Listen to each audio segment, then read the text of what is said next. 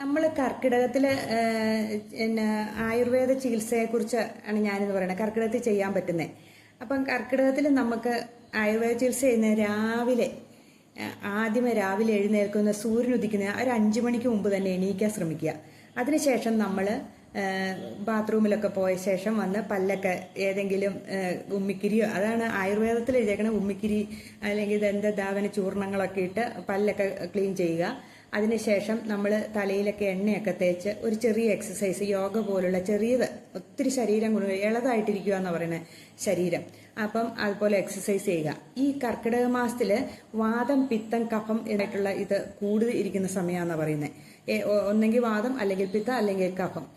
ഇതിലേതെങ്കിലുമൊക്കെ കൂടിയിരിക്കുക. അതുകൊണ്ട് നമ്മൾ അതിനെ നിയന്ത്രിച്ചില്ലെങ്കിൽ നമുക്ക് കണ്ട രോഗങ്ങളൊക്കെ ഉണ്ടാകാനുള്ള സാധ്യത, കാരണം കാലാവസ്ഥ അതല്ലേ.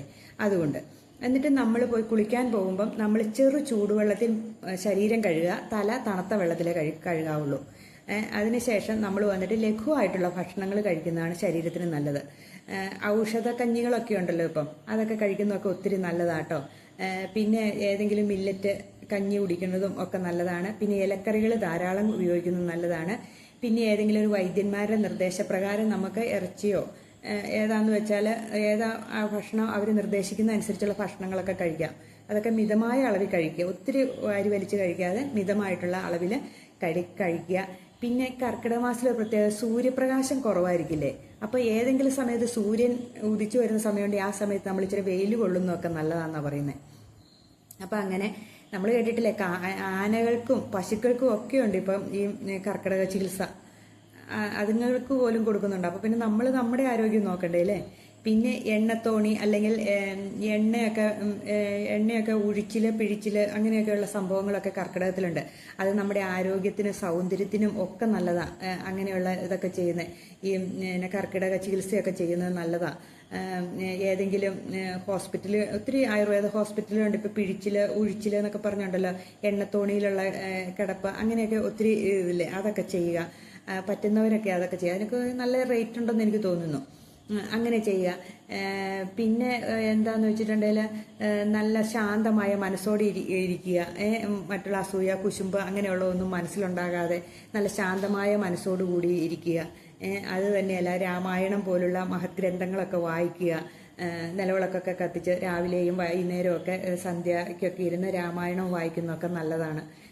പിന്നെ ചില നാടുകളിൽ ശിവോതി എന്നൊക്കെ പറയണുണ്ട്. പിന്നെ ദശപുഷ്പം ചൂടുന്നുണ്ട്. പിന്നെ നെറ്റിയിൽ മുക്കുറ്റി അരച്ച് ചന്ദനം പോലെ ഇടുന്നവരുണ്ട്.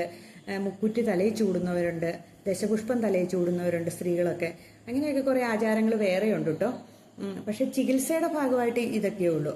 പിന്നെ രാത്രിയിൽ കിടന്നുറങ്ങാൻ നേരത്ത് 1 സ്പൂൺ തേൻ കഴിച്ചിട്ട് കിടക്കുന്നത് നല്ലതെന്ന് ആയുർവേദത്തിൽ പറയുന്നുണ്ട്. 1 സ്പൂൺ തേൻ കഴിച്ചിട്ട് കിടക്കുക. അതേപോലെ കിടക്കുമ്പോഴാണെങ്കിലും നിവർന്ന് കിടക്കാൻ ശ്രമിക്കുക. അല്ലെങ്കിൽ വലതുവശത്തേക്ക് ശകലം ചെരിഞ്ഞു കിടക്കാനൊക്കെ ആയുർവേദം പറയുന്നത്. പിന്നെ നമ്മൾ എണ്ണയൊക്കെ തേച്ചല്ലേ കുളിക്കുന്നത്, അപ്പം നമുക്ക് നല്ല ഉറക്കം കിട്ടുമെന്നാണ് പറയുന്നത്. അപ്പം രാവിലെയും വൈകുന്നേരത്തെ കുളിയില്ലേ, ചെറു ചൂടുവെള്ളത്തിലൊക്കെയുള്ള കുളി നമുക്ക് ഉറക്കം കിട്ടാൻ സഹായിക്കും. അപ്പം നമ്മൾ വലതുവശം ചെരിഞ്ഞ് നന്നായിട്ട് കിടന്നുറങ്ങണം എന്നാണ് പറയുന്നത്. അപ്പം വേറെ ചിന്തകളൊന്നുമില്ലാതെ മനസ്സിനെ ശാന്തമാക്കി ഈ ഒരു കർക്കിടക മാസം നമ്മളിങ്ങനെ ആചരിച്ചിട്ടുണ്ടെങ്കിൽ 1 വർഷം നീണ്ടു നിൽക്കുന്ന പറയണം നമ്മുടെ ആരോഗ്യം. അതുകൊണ്ട് നമ്മുടെ ശരീരം ശരിക്കും ഇളതായിട്ടിരിക്കുന്ന ഒരു അവസ്ഥയാണ് ഇത്. എന്തെങ്കിലും ഒരു വെയിറ്റ് എടുത്ത് അപ്പം തന്നെ നടുവ് വെട്ടിപ്പോകുന്നവരും കഴുത്ത് വെട്ടിപ്പോകുന്നവരും ശരീരത്തിന് മൊത്തം ഒരു വേദന വരുന്നതൊക്കെ അവസരമാണ്. അപ്പം അതനുസരിച്ച് മാത്രമേ നമ്മൾ ഈ കർക്കിടക മാസത്തിൽ പെരുമാറാവുള്ളൂ. പണ്ട് പറയണ പഞ്ഞക്കർക്കിടകം എന്നായിരുന്നു പറഞ്ഞുകൊണ്ടിരുന്നത്. അതായത് അതിന് കാരണം എന്നാന്ന് വെച്ചിട്ടുണ്ടെങ്കിൽ, കർക്കിടക മാസത്തിൽ ഭയങ്കര മഴയായതുകൊണ്ട് നമുക്ക് പുറത്തൊന്നും പോയി ഒരു പണി ചെയ്ത് ധാന്യങ്ങളൊന്നും കൊണ്ടുവരാൻ സാധിക്കില്ലായിരുന്നു. അപ്പം നമ്മൾ വീട്ടിൽ ഇരിക്കുകയുള്ളൂ. അപ്പം ആ സമയത്ത് ചിങ്ങം വരവേൽക്കാൻ വേണ്ടിയിട്ട് നമ്മൾ മിഥുനമാസത്ത് തന്നെ എല്ലാം അടുപ്പിച്ച് വെച്ചിട്ട് കർക്കിടകത്തിൽ നമ്മൾ സ്വസ്ഥമായിട്ടിരുന്ന് നല്ല ഔഷധ സേവയൊക്കെ ചെയ്ത് നമ്മുടെ ശരീരത്തെ നല്ല പുഷ്ടിപ്പെടുത്തും. എന്നിട്ടാണ് നമ്മൾ ചിങ്ങമാസത്തിൽ നല്ല കൃഷിപ്പണിയൊക്കെ ആയിട്ട് ഇറങ്ങുന്നതെന്നാണ് പറയുന്നത്. അതിന് വേണ്ടിയിട്ടാണ് നമ്മൾ റെസ്റ്റ് എടുക്കുന്ന സമയമാണ് കർക്കിടക മാസം. ഈ മഴ കാരണം നമുക്ക് പുറത്തിറങ്ങാൻ പറ്റത്തില്ലല്ലോ, അതുകൊണ്ട്. അപ്പം അങ്ങനെ നമ്മുടെ ശരീരത്തെ നമുക്ക് സൂക്ഷിക്കാൻ പറ്റും. അപ്പം ഇങ്ങനെയാണ് ഈ ആയുർവേദങ്ങളിൽ കൂടി പറയുന്നത്. അത് ഞാൻ നിങ്ങളോട് പറയാം എന്നോർത്തു. അപ്പോൾ ഇങ്ങനെയൊക്കെ ഏതെങ്കിലും ഉഴിച്ചിലോ പിഴിച്ചിലോ അല്ലെങ്കിൽ ഏതെങ്കിലുമൊക്കെ ചെയ്യുമ്പോഴത്തേനും അതൊക്കെ കഴിഞ്ഞിങ്ങ് ഇറങ്ങുമ്പോഴത്തേനും ഉണ്ടല്ലോ ഈ എണ്ണത്തോണിയിലൊക്കെ കിടന്നിട്ടൊക്കെ ഇങ്ങനെ ഇറങ്ങുമ്പോൾ നല്ല സുന്ദരന്മാരും സുന്ദരികളുമായിട്ട് നല്ല മിടുക്കന്മാരും മിടുക്കികളുമായിട്ടൊക്കെ നമുക്ക് ഇറങ്ങിപ്പോരാൻ സാധിക്കും. നല്ല ഓജസ്സും തേജസ്സും സൗന്ദര്യവും ഒക്കെ ആയിരിക്കും നമുക്കുണ്ടായിരിക്കുക. പിന്നെ നല്ല ശുദ്ധ മനസ്സോടെ ഇരിക്കുക. അസൂയ കുശുമ്പ് അങ്ങോട്ടും ഇങ്ങോട്ടും പരസ്പരം പഴിചാരൽ ഇതൊന്നുമില്ലാതെ ശാന്തമായ മനസ്സോടു കൂടിയിരിക്കുക. എല്ലാവരെയും ഒരേ കണ്ണിക്കൂടെ കാണാൻ ശ്രമിക്കുക. ഈ രാമായണ മാസകാലം അങ്ങനെയുള്ള ഒരു കാലമായിരിക്കട്ടെ എല്ലാവർക്കും. ശിവോതി എന്നും പറഞ്ഞുകൊണ്ട് ഒരു സംഭവമുണ്ട്. അതെന്നാന്ന് എനിക്കറിയില്ല, ഇങ്ങനെ കേട്ടിട്ടുണ്ട്. നമ്മുടെ നാടുകളിൽ ഇവിടെയൊന്നുമില്ല.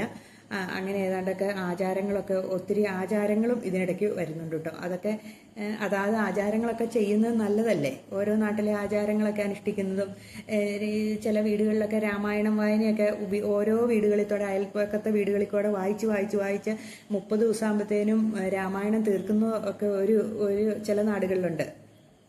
അതൊക്കെ എന്ത് രസമുള്ള, ഓരോ വീട്ടിലും പോയി സന്ധ്യയാകുമ്പോൾ രാമായണം വായിക്കണമൊക്കെ. അങ്ങനെയൊക്കെയുള്ള ഒത്തിരി ആചാരങ്ങളൊക്കെ നല്ല നല്ല ആചാരങ്ങളൊക്കെ ഉണ്ട്. അപ്പം നമ്മളും അതിനകത്തൊക്കെ ഭാഗഭാക്കാവുക. ഇങ്ങനെയൊക്കെ ശരീരത്തെ സൂക്ഷിക്കുക, സന്തോഷവന്മാരായിട്ടിരിക്കുക. അപ്പം ഞാൻ എല്ലാവർക്കും നല്ലൊരു കർക്കിടക മാസം ആശംസിക്കുന്നു. ഒരു വർഷം മൊത്തം ഉള്ളതാട്ടോ, അല്ലാണ്ട് ഒരു ദിവസത്തേന് 2 ദിവസത്തേനുള്ള ഒരു വർഷം മൊത്തം നമ്മൾ ഇങ്ങനെയൊക്കെ ഒന്ന് നോക്കിക്കേ. നമുക്ക് ഭയങ്കര മാറ്റമായിരിക്കും, ആരോഗ്യവും ഒക്കെ. ഒരുമാതിരിപ്പെട്ട അസുഖമൊന്നും ഉണ്ടാവില്ല. കുമ്പളങ്ങാനീരൊക്കെ കുടിക്കുന്നത് നല്ലതാണ്. കുമ്പളങ്ങാനീര്, അതേപോലെ നമ്മൾ ഈ മദ്യം മയക്കുമരുന്ന് അങ്ങനെയുള്ളതൊന്നും ഉപയോഗിക്കാതിരിക്കുക. കഞ്ചാവ്, കള്ള് അങ്ങനെയുള്ളതൊന്നും ഈ കർക്കിടക മാസത്തിൽ നമ്മുടെ ശരീരം ചീത്തയാക്കുന്ന ഒരു സാധനങ്ങളും ഉപയോഗിക്കാതിരിക്കുക. അങ്ങനെയൊക്കെ നോക്കിക്കഴിയുമ്പോൾ തന്നെ നല്ല ഒരു വർഷമായിരിക്കും അടുത്ത കർക്കിടകം വരെ. ഓക്കെ, അപ്പോൾ എല്ലാവർക്കും ഞാൻ നല്ലൊരു ദിവസം ആശംസിക്കുന്നു.